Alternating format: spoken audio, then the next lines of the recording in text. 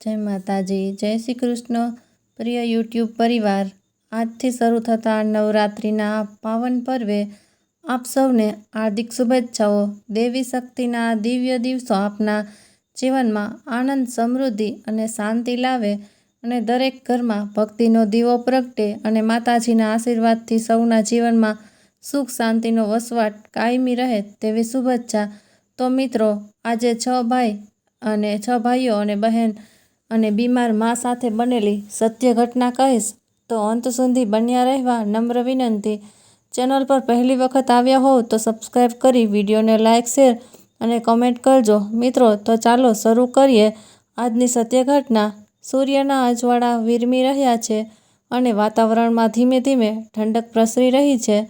સાંજના કિરણો ધરતીને જાણે છેલ્લો ઓપ આપી રહ્યા છે.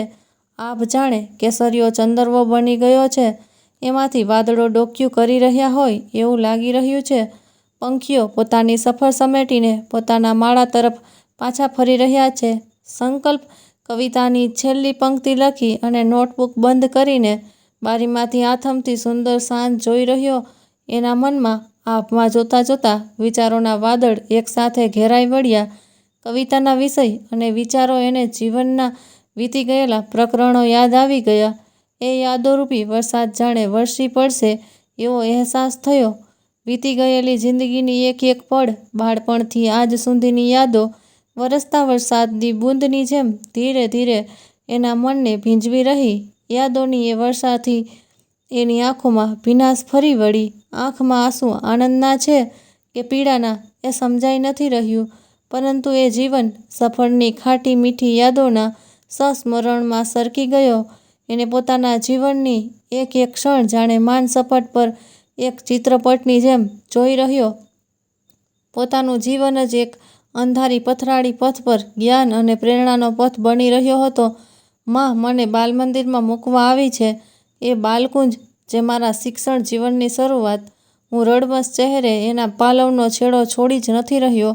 બીજા ઘણા મારી ઉંમરના બાળકો રમી રહ્યા હતા. બાલકુંજના આચાર્ય રેણુકાબેનના ખોળામાં એક બાળક રમી રહ્યું હતું. માં એ રેણુકાબેન પાસે જઈને મને સોંપ્યો. બહેને પેલું બાળક બાઈને સોંપી મને લીધો. માં જેવા જ વાત્સલ્ય મૂર્તિના ખોળામાં જઈને હું શાંત થઈ ગયો. એ માં જેવું જ વહાલ કરતા માં મને મૂકીને ઘરે ગયા. આજે પણ યાદ છે એ બાલકુંજ જેવા બાળ વાર્તાઓ, કવિતાઓ, પ્રાર્થના, બાળગીતો ગવડાવતા. એક બાળગીત અને પ્રાર્થના આજે કંઠસ્થ છે. રોજ પ્રાર્થના કરાવતા, હે ભગવાન તમે સાંભળજો કાલા ઘેલા મારા બોલ. અને બાળગીત, મારા પ્રભુ તો નાના છે, દુનિયાભરના રાજા છે. આ બાળગીત હું નૃત્ય સાથે કરતો. મારો જન્મ પણ મણિનગરમાં એલજી હોસ્પિટલમાં થયેલો. મણિનગરમાં જ પ્રેરણાકુંજ સોસાયટીમાં મારા પિતાજીનો પિતૃસ્મૃતિ નામે બંગલો હતો. પિતાજીને જમીનો અને દુકાનો હતી. મિલોની જમીનના ભાડા આવતા અને LICનું કામ કરતા. ખૂબ સુખ સમૃદ્ધિ હતી. અમે 6 ભાઈ બહેન, એમાં હું સહુથી નાનો હતો. બધાનો લાડકો હતો. એ સમયમાં ખૂબ સુખ હતું. દિવાળી જેવા તહેવારમાં ખૂબ ફટાકડા ઘરમાં આવતા. મોટા ભાઈ મને ફોડાવતા. બંગલામાં વિશાળ બગીચો, ફળફળાદીના વૃક્ષો, ફૂલ છોડ અને શાકભાજીનો મોટો વિભાગ હતો. માં એમાં જુદી જુદી ઋતુ પ્રમાણે શાકભાજી વેલા બધું બાપુજીની મદદથી કરતા. મોટા ભાઈઓ પણ ખૂબ મદદ કરતા. ઘર બગીચામાં જ બધી શાકભાજી જેવી કે મેથી, રીંગણ, મરચાં, ટમેટાં, મકાઈ, દૂધી, ભીંડા અને ગલકા, તુરિયા, તુવેર બધું જ થતું. એ સમયે આ નાની અણસમજો આંખોએ બધું જ જોયું છે, માણ્યું છે. વરસાદની ઋતુમાં ચારો તરફ લીલોતરી છવાઈ જતી અને ધરતીમાંથી અનેરી ખુશ્બુ આવતી. હજી જાણે તાજી છે. ઝરમર વરસાદે રમવા દોડી જતો અને સ્પોકમાંથી બનાવેલ કોંચિયું ખૂબ રમતો, જેમાં પોપટ, કબૂતરના પીંછા બાંધેલા હોય. માં શાક કરિયાણું લેવા કે કોઈ સગા સંબંધીને ઘરે જો મૂકીને જાય તો બંગલાના વિશાળ ચોકમાં પેન આપી કહે, મોર, પોપટ જેવા ચિત્રો દોરી રાખજે કહીને બહાર જતા. આજે પણ બીજા ભાઈઓ સાથેની મસ્તી, તોફાન યાદ છે. ઉનાળામાં ધાબે જવાનું, પથારીમાં આડોટવાનું તોફાન યાદ છે.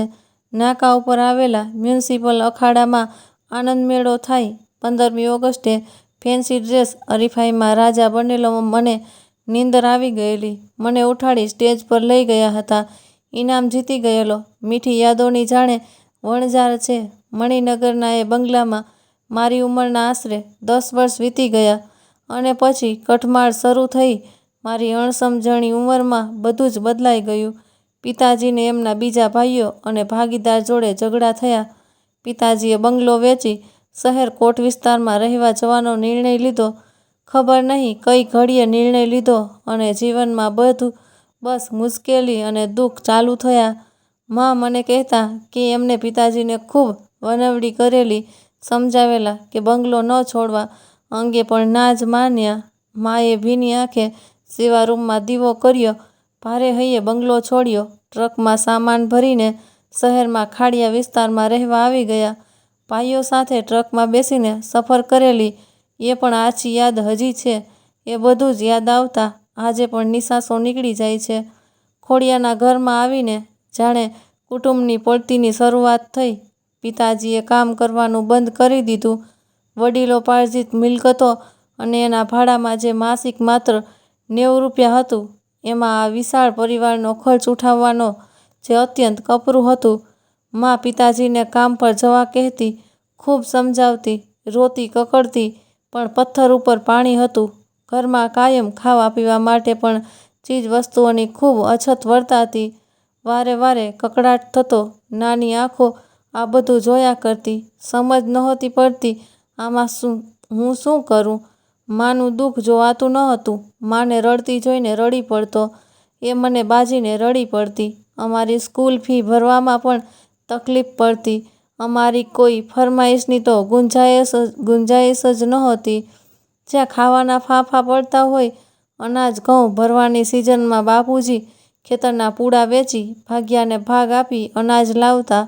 એમાં પણ ખૂબ ઉધાર ચડી જતું અને વેપારી પણ ઘરે ધક્કા ખાતા.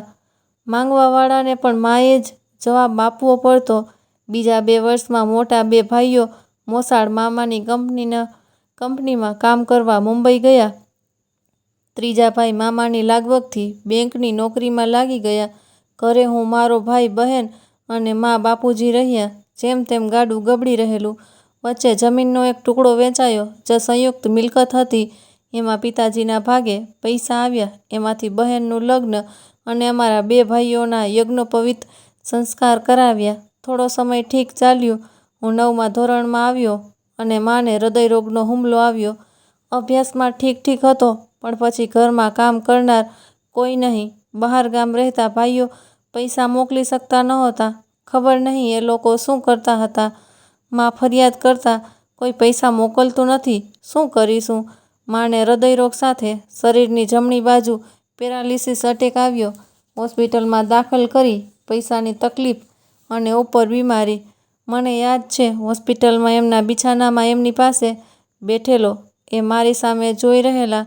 એમનાથી સ્પષ્ટ બોલાતું નહોતું પણ ત્રુટક અવાજે મને કહે, ચિંતા ના કરીશ, હું સાજી જ ઘરે પાછી આવીશ. કહ્યું. મારી આંખોમાં આંસુ ના જોઈ શકી. માનો આત્મવિશ્વાસ ખૂબ પ્રબળ હતો. ડૉક્ટરને મારા પિતાજી સાથે વાત કરતા મેં સાંભળેલા. તમારા પત્ની કઈ માટીમાંથી બનેલા છે. એમનું હૃદય પહોળું થઈ રહ્યું છે અને લકવાની અસર છે, પણ આત્મબળ એટલું છે કે આટલા જલ્દી ઊભા થઈ ગયા. પણ હવે એ કાચનું વાસણ છે, સંભાળજો. માને ઘરે લાવ્યા. એમને આરામ કરવાનો હતો. દુકાળમાં અધિક માસની જેમ અછતમાં બીમારીનો દવાઓનો ખર્ચ સમિત, ભાડાની બાંધી આવક, એમાં પૂરું કરવાનું. માને બધી જ મદદ કરતો. એનાથી ઊભા ના થવાય તો એ કામ કરવા ઊભા થાય. હું ના પાડું. એમનો શ્વાસ ખૂબ ભરાઈ આવે એટલે બેસી જતા. મેં કીધું, તમે સૂઈ રહો, હું કરી લઈશ. મારાથી 3 વર્ષ મોટો ભાઈ ઘરમાં રહેતો જ નહીં. બહારના કામ કરાવતો, બાકી ઘરમાં હોય જ નહીં. જમવાના સૂવાના સમયે આવતો. ઘરનું વાતાવરણ એવું થઈ ગયેલું કે કંઈ ગમે જ નહીં. આ સમય દરમિયાન મુંબઈથી નાની રહેવા આવ્યા. એમની મદદથી પાછું ચાલ્યું. નાની ઘર પણ અમારી પોળમાં જ હતું પણ એકલા હતા એટલે અમારી સાથે જ રહેતા. નાની ખૂબ બધી બોધ કથાઓ કહેતા અને ઈશ્વર ઉપર શ્રદ્ધા રાખવા સમજાવતા. મા અને નાનીની વાતોથી વિશ્વાસ વધતો. કાલે સારું થશે એવી આશામાં દિવસો નીકળતા. થોડા સમય પછી નાની પાછા મુંબઈ ગયા અને પાછું બધું બગડવા માંડ્યું. એક સવાર એવી પડી, માએ મને બોલાવી કીધું, ઘરમાં કંઈ જ નથી. ના લોટ, તેલ, ચોખા, દાળ, ગેસ, કેરોસીન બધું જ ખલાસ. ચા ખાંડ નથી. શું કરવું? એની આંખોમાં વિવશતા જોઈ મારાથી ના રહેવાયું. સેવા રૂમમાં જઈ માતાજી મહાદેવ સાથે લડવાનું જ ચાલુ કર્યું. શું કરી રહ્યા છો તમે અમારું? કોઈ આટલી વિવશતા કે દુઃખ કેવી રીતે આપી શકે? ક્યાં સુધી આવું ચાલશે? માની તબિયત બગડી. પિતાજી કરનાળી તપ કરવા જતા રહેલા અથવા જવાબદારીથી ભાગી છૂટેલા. ભાઈઓનો કોઈ સંપર્ક નહોતો. કોઈને કશી પડી કે ખબર નહોતી. માને સૂવાનું કીધું. વાસણ માંજવા જ આવશે એવું ડૂંગપુરીઓ કહી ગયેલો. માંથી ઉઠી શકાય એમ નહોતું. મેં કપડાં, કચરા, પોતા બધું નિપટાવ્યું. માએ મને બોલાવી કીધું, દીકરા એક કામ કર, રસોડા પર છાજલી ઉપર પિત્તળના વાસણો છે એમાંથી તપેલું, 2 લોટા લઈને માણેક ચોક કંસારાને ત્યાં વેચી આવ અને એમાંથી જે પૈસા આવે શાકભાજી કરિયાણું લેતો આવ. કેરોસીનનો શીશો લેતો જા. રસ્તામાં માસીના ઘરેથી માંગતો આવ. કહેજે મેં કીધું છે. હમણાં એમની પાસેથી કેરોસીન આપી પછી પાછું આપી જઈશ. આટલું કહેતા કહેતા એમની આંખો ચોધાર આંસુએ રડી રહી હતી. એને જોઈ હું રડતો જાઉં અને હા પાડતો જાઉં. મેં કીધું, માં તું ચિંતા ના કર, વધુ પૈસા મળે એવી જગ્યાએ વાસણ આપીશ અને ભાવ કરાવીને બધી વસ્તુઓ લાવીશ. તું નિશ્ચિત થઈ આરામ કર. ભાઈ આવે તો કહેજે કપડાં ઉપરથી લાવી રાખે, હું આવીને વાળીને મૂકી દઈશ. ખૂબ અગવડમાં પણ માં એવું રાખતા કે પાડોશીને પણ તકલીફની ખબર ના પડે, ઘરનું ક્યાંય ખરાબ ના દેખાય એ કાયમ ધ્યાન રાખતા. અમારે 2 ભાઈઓને મોટા ભાઈઓના જ કપડાં નાના કરાવીને પહેરવાના હોય. ફક્ત દિવાળીમાં જ એક જોડ નવા મળતા. ચડીઓમાં થીગડા પણ ફેશનની જેમ લગાડ્યા છે. માં કહેતા, સાંધેલું પહેરવામાં શરમ નહીં રાખવાની, મેલું ગંદુ નહીં જ પહેરવાનું, ના ખોટું બોલવાનું, ના ચોરી, બાકી બધું ઈશ્વર જોશે જ. એક દિવસ માના સંસ્કાર, વિચાર, શિખામણ અને આત્મબળ, આત્મસન્માનને કાયમ જોતો જ રહેતો. મન જીવનમાં ઉતારતો રહેતો. માં અને નાનીએ કીધેલી બોધકથાઓ યાદ આવતી. અનેક દુઃખ અને અગવડ વચ્ચે પણ એ બધું યાદ કરી નિરાશા અને હતાશા ખંખેરી નવા જોમથી કામ કરવા અને ભણવા મન મનાવી લેતો. મારે આ સમય કાઢવાનો હશે પસાર કરી રહ્યો હતો. પણ મને મારી જાત પર, મારા પરિશ્રમ, ભણતર અને પ્રામાણિકતા પર ખૂબ જ વિશ્વાસ હતો. મને કુદરતના કંઈ ને કંઈક સંકેત જાણે સમજાતા. આમ ને આમ માની પ્રેરણા સાથે ભણવામાં ખૂબ મહેનત કરી રહેલો. મેટ્રિકનું વર્ષ હતું. ના કોઈ માર્ગદર્શન, ના કોઈ ટ્યુશન. એ પણ ફર્સ્ટ ક્લાસમાં 65% સાથે પાસ કરી. એ સમયમાં પહેલા 10 વિદ્યાર્થી 85% માર્ક લાવતા એટલે સંતોષ હતો. પણ ગૌરવની વાત એ હતી કે મા તરફી કુટુંબ કે પિતાજી તરફનું કુટુંબ કે મારા બધા જ મોટા ભાઈ બહેનમાં હું જ પ્રથમ બાળક હતો જે પ્રથમ પ્રયત્ને જ પાસ થયેલો. મા ખૂબ ખુશ હતા અને આશીર્વાદ આપતા કહેલું, ખૂબ જીવનમાં આગળ આવો, ખૂબ ભણો, નામ રોશન કરો, ખૂબ સુખી થાવ, તારા આંગણે કદી પણ દુઃખ ડોક્યું જ ના કરે. માને વળગીને ખૂબ આનંદ વ્યક્ત કરેલો. આ સફળતાને કારણે પિતાજીના આશીર્વાદ લીધા. એ પાછા આવી ગયેલા યાત્રાધામથી. એમને આશીર્વાદ આપ્યા. સાથે સ્પષ્ટતા કરી, હવે આગળ ભણાવવા મારી પાસે પૈસા નથી. જે કરવું હોય જાતે કરજો. મેં સર માથે લીધું. મને કોઈ આશા પણ નહોતી. માં કહે, આપણી સ્થિતિ જાણે તું દીકરા તારા જીવનના આ પડાવે તારી સફળતા છે, પરંતુ હું ના મીઠાઈ વહેંચી શકું કે આઈસ્ક્રીમ પાર્ટી રાખી શકું, તને ગોળ ધાણા ખવડાવી સુકૂન કરાવું. માની એ સમયની આંખોની ભીનાશ હજી યાદ છે. આટલી અગવડમાં બાળપણ, કિશોર અવસ્થા વીતી પણ ક્યારેય માતા પિતાને દોષી નથી માન્યા. બસ નસીબ અને કેળવણી સાથે શીખવા મળ્યું એવી રીતે જ સ્વીકાર્યું. પણ મારા આવનાર સંતાનને ક્યારેય કોઈ જ અગવડ ના પડે એની કાળજી રાખીશ અને ખૂબ સુખ સગવડ આપીશ એ નિર્ધાર કર્યા. હવે પ્રશ્ન આવ્યો, આગળ ભણવા માટેનો શું કરવું? શેમાં આગળ જવું? મારા બનેવીની સલાહ મળી. ટેક્સટાઇલ, કેમિસ્ટ્રી અથવા એગ્રીકલ્ચર જવા કીધું. મેં એગ્રીકલ્ચર પસંદ કર્યું. સેવા રૂમમાં જઈને મા બાપને પ્રાર્થના કરી મારા એડમિશન અને ફીની વ્યવસ્થા કરી આપવા મારા મોટા ભાઈઓને વિનંતી કરી. ફી ભરવા અંગે બધાએ હૈયા ધારણા આપી પણ છેલ્લી ઘડી સુધી ના કરી શક્યા અને ગુસ્સો આવી ગયો. મારા મોટા ભાઈને કહેવાઈ ગયું કે બાપ નથી તૈયાર, તમે નથી કરી શકતા, હું શું કરું, કોની પાસે જાઉં? પછી છેલ્લે મોટા ભાઈ વ્યવસ્થા કરી લાવ્યા અને ફી ભરી.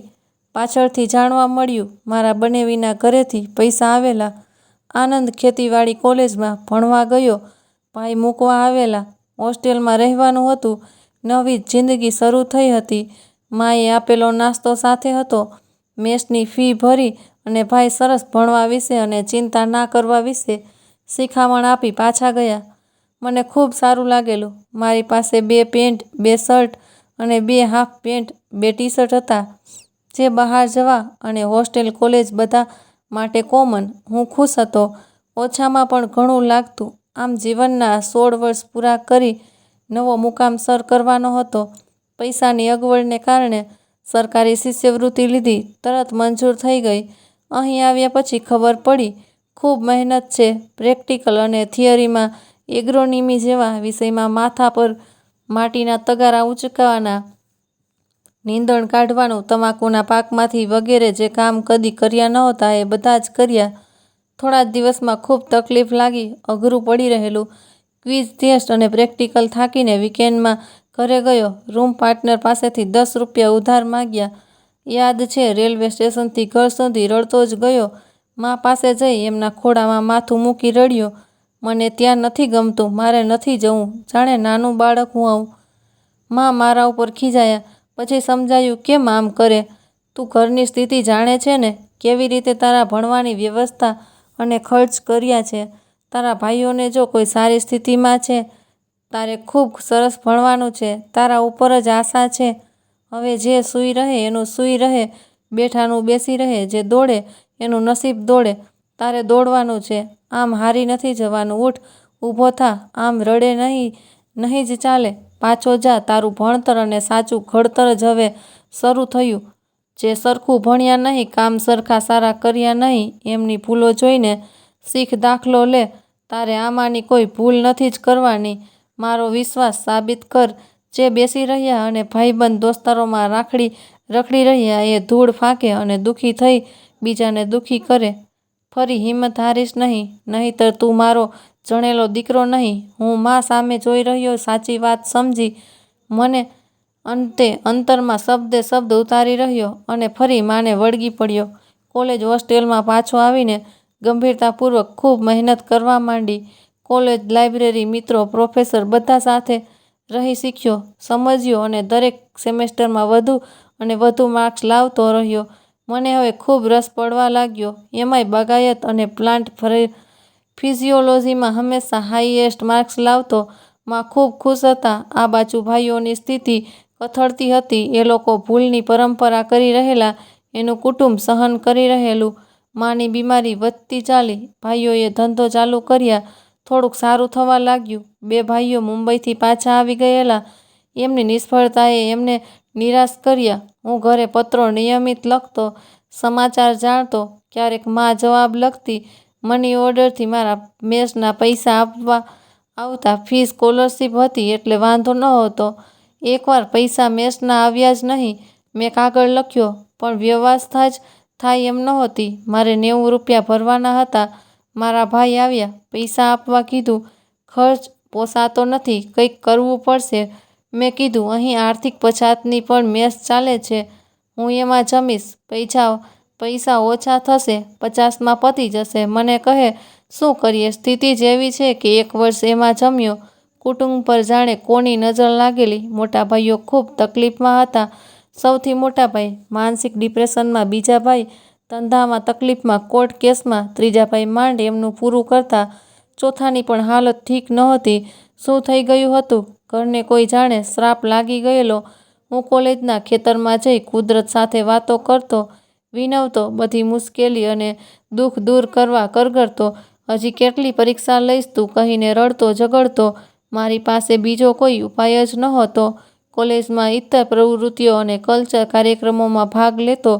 ગાવાની, ફેન્સી ડ્રેસ અને નાટક ડાન્સ કોમ્પિટિશનમાં ભાગ લેતો, ઇનામ જીતી જ લાવતો, મન બહેલાવતો, ગીતો ગાતો અને રૂમ પાર્ટનર સાથે અગમ નિગમ અને આધ્યાત્મથી વાતો કરતો, જે મા અને પિતાજી પાસેથી સાંભળેલી, અને વાંચન ખૂબ કરતો. આમ કરતાં કરતાં છેલ્લું સેમેસ્ટર આવી ગયું. ખૂબ મહેનત કરેલી એક્ઝામ બધી જ પૂરી થઈ અને બસ રિઝલ્ટ જ બાકી હતું અને કોલેજમાં કંપનીઓ તરફથી ઇન્ટરવ્યૂ શરૂ થયા. એમાં પ્રથમ ઇન્ડિયન પોટાશ તરફથી 2 સેલ્સ સુપરવાઇઝર લેવાના હતા. 4 કોલેજના થઈને 360 કેન્ડિડેટ હતા. એમાંથી હું અને મારી જ બેન્ચનો બીજો વિદ્યાર્થી સિલેક્ટ થયા. થોડા દિવસમાં રિઝલ્ટ પણ આવી ગયું. કોલેજમાં 7મો આવેલો. ઘરે બધા જ ખુશ હતા. રિઝલ્ટ સરસ અને નોકરી મળી ગઈ હતી. આત્મગૌરવ અનુભવતો હતો. આગળ ભણવાની ઈચ્છા ખૂબ હતી. મને પણ સ્થિતિ હવે એવી હતી કે શક્ય નહોતું. હમણાં નોકરી લઈ લેવી, પછી જોઈશું, એમ કહી જૂનાગઢ પોસ્ટિંગ હતું ત્યાં મા અને બધાને છોડીને જવું પડ્યું. મારી આ પ્રથમ સફળતાથી ખૂબ ખુશ હતો. ધીમે ધીમે મુશ્કેલીઓ હવે દૂર થશે જ એવી આશા પ્રબળ બની રહી હતી. Indian potash semi government company હતી. પોટાશ ખાતર પરદેશથી ઇમ્પોર્ટ થતું. માલના પ્રમાણમાં માંગ વધુ રહેતી એટલે વિક્રેતા ફિલ્ડમાં જવા જ ના કહેતો. કહે, તમે ઓર્ડર લાવશો પણ તમારી કંપની માલ ક્યાં મોકલે છે? સળંગ 15થી 20 દિવસ બેસી રહ્યો એમની દુકાને અને ઘરે કાગળ લખ્યો, અહીં કામ જ નથી આપતા. ઘરેથી બનેવીનો કાગળ આવ્યો, ઘરે પાછો આવી જા, એમાં આ ઉંમરે બેસી ના રહેવાય. ભલે સરકારી નોકરી હોય અને ત્યાંથી પાછો આવી ગયો. આવીને અમેરિકન કંપની યુનિયન કાર્બાઇડ ટ્રેઇની તરીકે જોડાયો. પેલી નોકરી છોડી એ સમયે મારા સહાધ્યાયીઓ માસિક 600 થી 800 કમાતા. મારો 2500 પગાર અને કિલોમીટર દીઠ કિમી દીઠ 30 પૈસા પેટ્રોલના મળતા. એમાંથી જ બધો ખર્ચ નીકળી જતો. પણ આખા ગુજરાતમાં બાઇક પર ફરવાનું કમ્પલસરી હતું. જંતુનાશક દવાઓ વેચવાની અને ખેડૂતને એના ખેતરમાં છાંટી આપવાની. આમાં પૈસા ખૂબ મળતા પણ આ કામ ગમતું નહીં. કુદરતથી વિરુદ્ધ લાગતું. મુખ્ય વિક્રેતા અને નાના વેપારી, બધી કંપનીઓનું રાજકારણ, જૂઠ, બધા ખોટા કામ, મન વિચલિત થઈ જતું. આમ ને આમ ખૂબ પ્રવાસ ખેડ્યો આખા ગુજરાતમાં કામ અંગે. પોરબંદર, ધોરાજી, ઉપલેટા, રાજકોટ, સાબરકાંઠા, મોડાસા, ધનસુરા, ખેડબ્રહ્મા, ત્યાં કંચી કંપનીઓ, વડોદરા, ભરૂચ, બોડેલી, ધોરાજી, આણંદ, નડિયાદ, અમદાવાદ, આમ બધે જ 3 વર્ષ ફરીને કામ કર્યું. ખૂબ ઓછા સમયમાં જાણે ખૂબ જોયું, સમજાઈ ગયું. આ બધી સફરમાં વરસાદી સિઝનમાં ક્યારેક એકાંત મળી જતું.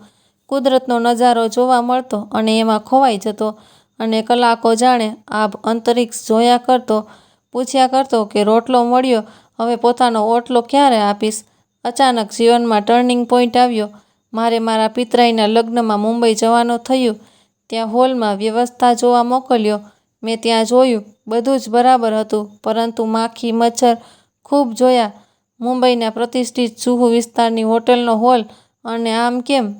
મેં એમના મેનેજમેન્ટને વાત કરી. એ લોકો કહે, બધા પ્રયત્ન કર્યા પણ આ નથી જઈ રહ્યા.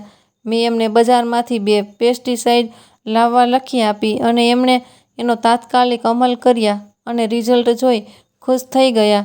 કોઈ જોખમ વિના, સાવ મામૂલી ખર્ચમાં આવું પરિણામ જોઈ એમણે મારો આભાર માન્યો. મારી સાથે મારા સગા હતા.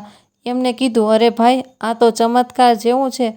તું નોકરી છોડીને બાગ બગીચા અને સલાહ આપવાનું કામ કેમ નથી કરતો? આવું કોઈ છે નહીં, તને જરૂર સફળતા મળશે. મારા મનમાં વાત બેસી ગઈ. હું પાછો આવીને મેં એના પ્રયત્ન ચાલુ કર્યા. શરૂઆત ક્યાંથી કેવી રીતે કરવી? એક વિચાર આવ્યો કે બાગ બગીચામાં પૈસા કોણ ખર્ચે? એ સમય એવો હતો કે લોકોને બાગ ગમતા, પરંતુ એ શોખ હતો કોને પોસાય? એક તો જેની પાસે પૈસા હોય એને પોસાય. એ સમય મિલ ઉદ્યોગ ખૂબ ચાલતો અને એ લોકો પાસે જમીન અને પૈસા અને ખર્ચ કરવાની શક્તિ અને સૂઝ હોય. અરવિંદ મિલથી શરૂ કર્યું. એના મુખ્ય શેઠ સાથે મુલાકાત કરી. શ્રી નકુભાઈ શેઠ સાથે વાત કરી. એમને મારામાં રસ પડ્યો. મને કામ આપ્યું. 1 વીકમાં 3 દિવસ જવાનું અને મને ફી આપતા. હું ત્યાં ગાર્ડનમાં સલાહ સૂચન આપતો. ગુલાબ ઉછેર અને માવજત મારા કામથી ખુશ થઈ સલંગ મિલમાં પણ કામ અપાવ્યા, પરંતુ પૈસા વધુ ના મળતા એટલે દરેક આર્કિટેક્ટ અને કન્સ્ટ્રક્શન કરતા બિલ્ડરોનો સંપર્ક સાધવાનો ચાલુ કર્યો. ક્યાંય કોઈ રિસ્પોન્સ નહીં મળતો. એક બિલ્ડરે એવું કીધું, "આ મુંબઈ નથી, આમાં તારું ઘર નહીં ચાલે." પણ નિરાશ ના જ થયો. કાલે કામ મળશે. એ સંઘર્ષના સમય દરમિયાન મારા લગ્ન થયા.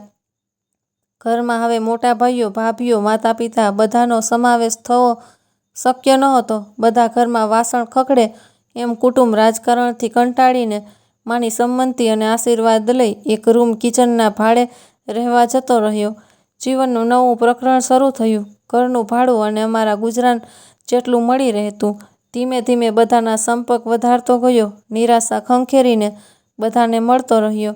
ઓછા પૈસા મળે તો પણ કામ લેવા લાગ્યો. અને આમ વસ્ત્રાપુર જેવા નવા વિકસતા વિસ્તારમાં જ્યાં બંગલા બંધાતા હોય ત્યાં માલિકનો સીધો જ સંપર્ક કરવા લાગ્યો. સેલ્સમેન તરીકે કામ કરેલું એટલે અનુભવ કામ લાગ્યો. સવારે કામ જોવા આવે એમની રાહ જોતો. આવે એટલે સંપર્ક કરી બગીચા બનાવવા અને વૃક્ષો રોપવા સમજાવતો. ઉત્તમ કામ કરવાની ખાતરી આપતો. આમ ને આમ કામ મળવા માંડ્યા. નીતિ અને દાનત ખૂબ સારા અને પ્રામાણિક હતા જ એટલે ઈશ્વરના આશીર્વાદથી કામ ઉપર કામ મળતા જ ગયા. પોતાનો આગવો સ્ટાફ લગભગ 45 માણસોનો રાખ્યો. મણિનગરનું ભાડાનું ઘર છોડી 2 વર્ષમાં સેટેલાઇટ વિસ્તારમાં બગીચો બનાવી શકાય એવી જમીન સાથે મકાન ખરીદી લીધું. દિવસ રાત જોયા વિના કામ કર્યા. કામના વખાણ થતા મહેનત અને માવજત અને એના જ્ઞાનની કદર થવા લાગી. માને મારી સાથે રહેવા આવવા કીધું. મા કહે, "જન્માષ્ટમી પછી આવી જઈશ." અને મારા પિતાનું અવસાન થયું જન્માષ્ટમી પછી, પણ મા ના આવી શક્યા. એ પહેલાં જ 7મે એમને ગંભીર હૃદયરોગના હુમલાએ જીવ લીધો. મારા જીવનનો વજ્રઘાત આજે પણ નથી ભૂલ્યો. આખી જિંદગી ખૂબ દુઃખ, પરેશાની વેઠી જ્યારે સુખ ઘરમાં આવ્યું એમને વિદાય લીધી. આ પછીના દિવસ ના રાત બસ કામ, કામ અને કામ. અમદાવાદના અગ્રેસર આર્કિટેક્ટ, મિલ ઓનર, બિલ્ડર સાથે કામ ચાલતા. મોટી કંપનીઓના મોટા સ્કેલના ગાર્ડન જે કડી, મહેસાણા, ગાંધીનગર, સુરત, અંકલેશ્વર જ્યાં કામ હોય ત્યાં જતો અને બગીચા સર્જન કરતો. અપાર વૃક્ષો રોપાવતો. મારી પોતાની માલિકીની ઓફિસ વસ્ત્રાપુર બનાવી. વાસ્તુશાસ્ત્રની ડિગ્રી લીધી. વધુ ને વધુ કુદરતમાં ખૂંપતો ગયો. કુદરત અને વનસ્પતિ સાથે રહેવાની ખૂબ જ સૂક્ષ્મ અને પ્રગટ શક્તિઓ અને જ્ઞાનનો વધારો થતો ગયો. વૃક્ષ વનસ્પતિ સાથે ગાઢ સંબંધ થઈ ગયો. એમની સાથે વાતો કરતો, પૂછાતો, સમજતો, મને જવાબ મળતા. મોટા ભાગનો સમય બહાર જતો એટલે આવી બધી પ્રકૃતિની શક્તિઓના પરચા મળતા ગયા અને રસ પણ ખૂબ હતો. કાયમ લાગતું, સૃષ્ટિ આ 5 તત્વ અને વનસ્પતિથી જ છે. અગોચર શક્તિઓ અને અગમ નિગમમાં રસ પડવા લાગ્યો. બધું જ હોવા છતાં ક્યારેક ખૂબ એવો અહેસાસ કે કંઈક ખૂટે છે. એની પીડામાં આંખોમાંથી આંસુ આવી જતા. કોઈ કુદરતની સૂક્ષ્મ લાગણી ખેંચી રહી હોય એવું અનુભવતો. કોઈને કહેવાથી પાગલ માનશે વિચારી કહેતો નહીં, પણ કોઈક અગોચર શક્તિ સતત સાથે હોય એવું અનુભવતો, જે સારા કર્મ કરાવે, સારા વિચાર અને જ્ઞાન અપાવે. એવામાં આખા ગુજરાતમાં ભયાનક ભૂકંપ આવ્યો. બધે જ તારાજી સર્જાઈ. મારા રહેઠાણ અને ઓફિસ વિસ્તારમાં જ અનેક મકાન, ફ્લેટ, બિલ્ડિંગ ધરાશાયી થતા નજરે જોયા. કુદરતી આફત હોવા છતાં હું ચોક્કસપણે માનતો કે આમાં માણસનો જ હાથ છે. વિકાસના નામ નીચે વૃક્ષો જંગલોનો નાશ કરે. પોતાની જરૂરિયાત અને સ્વાર્થ માટે શહેરોમાં દર 500 મીટરે એક બોરવેલ કરી પાણી કાઢી લીધા. વૃક્ષો વાવે નહીં, વરસાદી પાણીનો સંચય કરે નહીં, થાય નહીં જમીનમાં પોલાણો સર્જાય અને કુદરતનું વ્યવસ્થા તંત્ર ખોરવાય. મૂંગા પશુ પંખીની વેદના પરાકાષ્ઠા આંબે અને ભૂકંપ જેવી કુદરતી હોનારતો સર્જાય. વરસાદ અનિયમિત થાય, દુકાળ પડે. આ સમયે લોકો વરસાદી પાણીનો વધુ ને વધુ સંચય કરે, ખૂબ વૃક્ષો વાવે એવી ચળવળ ચલાવી. વરસાદી પાણીના સંચયની વિવિધ રીતોનો પેમ્ફલેટ છપાવ્યા અને વિના મૂલ્યે સેવાની ઓફર આપી. રેડિયો, ટીવીમાં ઇન્ટરવ્યૂ આપ્યા અને ન્યૂઝ પેપરમાં આર્ટિકલ આવ્યા. જાગૃતિ લાવવા થઈ શકે એટલા પ્રયત્નો કર્યા. કુદરતના વ્યવસ્થા તંત્રને સાચવવા અને વનસ્પતિનું રક્ષણ કરી પ્રદૂષણ ઘટાડવા પ્રચાર કર્યો. મેં ગાર્ડન સાથે ફાર્મ હાઉસ ડિઝાઇન કરી બનાવવા ચાલુ કર્યા. એમાં અપ્રતિમ સફળતા મળી, ખૂબ નામ અને ધન કમાવા મળ્યું. પણ કુદરત બીજું ઈચ્છતું હતું. એક મોટો નિર્ણય લીધો. મારી બચત ઓફિસ મિલકતો વેચીને વડોદરા પાસે ખેતીની જમીન લીધી. પહેલેથી જ ખેડૂત હતો, ભણતર હતું એ અંગેનું. પછી એમાં અનેક અગવડ આવી. પાણીની તકલીફ અને કુટુંબ સ્થળાંતર માટે તૈયાર નહોતું, એટલે ત્યાંથી પાછી ગાંધીનગર જમીન લીધી. પણ અહીં પણ પાણીની અગવડ, એટલે ત્યાંથી છોડીને કોઈ ભૂલ વિના મહેમદાવાદ પાસે પાણીની સગવડવાળી વિશાળ જમીન લીધી. ત્યાં ખૂબ સફળતાપૂર્વક આધ્યાત્મિક અને ઓર્ગેનિક ખેતી કરી. ખૂબ વૃક્ષો વાવ્યા. ફળફળાદી સાથે ડાંગરની ખેતી તથા નેટ હાઉસ બનાવીને કલમો કરી ઔષધીય છોડનો ઉછેર કર્યા. નેચરોપેથીની ડિગ્રી લીધી. વચગાળાના સમયમાં કુટુંબની જવાબદારીઓ નિભાવી. દીકરી પરણાવી. દીકરો પરદેશ ભણવા ગયો. પરદેશનું કુદરતી પદ્ધતિ ઉપર ચાલતું, ખેતી કરતું પરમાકલ્ચર ગ્રુપમાં જોડાયો. નવું નવું શીખવા અને જાણવા મળ્યું.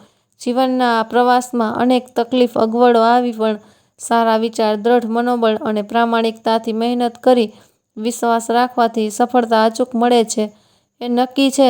જે પોતે જીવનમાં અનુભવ્યું એ સાક્ષાત્કાર કર્યું જ છે. કુદરત સાથે કામ કરતાં કરતાં ખૂબ જ્ઞાન મળ્યું અને સાચી વિચારધારા મળી. અત્યારે ખેડૂતો બેહાલ, નિરાશ છે.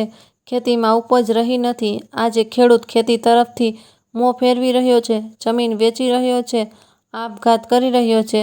આ રોકવા માટે હું સેવા અભિયાનમાં જોડાવા જઈ રહ્યો છું. બીજા ઘણા લોકો સેવા આપી રહ્યા છે. સોનામાં સુગંધથી જેમ ભળી સાચું માર્ગદર્શન આપી સમૃદ્ધ ખેતી તરફ વાળવા છે. એના માટે સૂક્ષ્મ અને પ્રગટ શક્તિઓ, પંચતત્વનું સંરક્ષણ કરી કોઈ ખર્ચ વિના વધુ આવક કેવી રીતે મેળવી શકાય એનું સંશોધન કરી રહ્યો છું. અને પરંપરાગત કુદરતના નિયમોને ધ્યાનમાં રાખી એક પદ્ધતિ વિકસાવીને ખેડૂતો સમક્ષ રજૂ કરી એમના પ્રશ્નો ઉકેલે, સમૃદ્ધ બને એ કાર્ય કરવાનો છું. જીવન પથ પર સફર કરતાં કરતાં ખૂબ શીખવા સમજવા મળ્યું.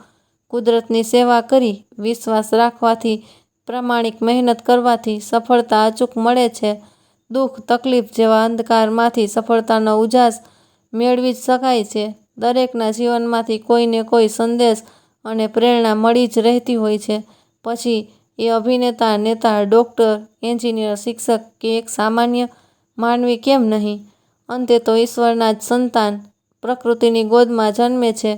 હરેક માનવ દરેકના જીવનમાં આવે છે. સંઘર્ષનો સમય મજબૂત મનોબળથી સામનો કરે છે. માનવ કોને કોઈ પ્રેરણા આપી વિરમે છે. જીવન સંઘર્ષ અને સફળતા જીવનમાં બને ઉદાહરણ, આત્મવિશ્વાસ પ્રેરે છે.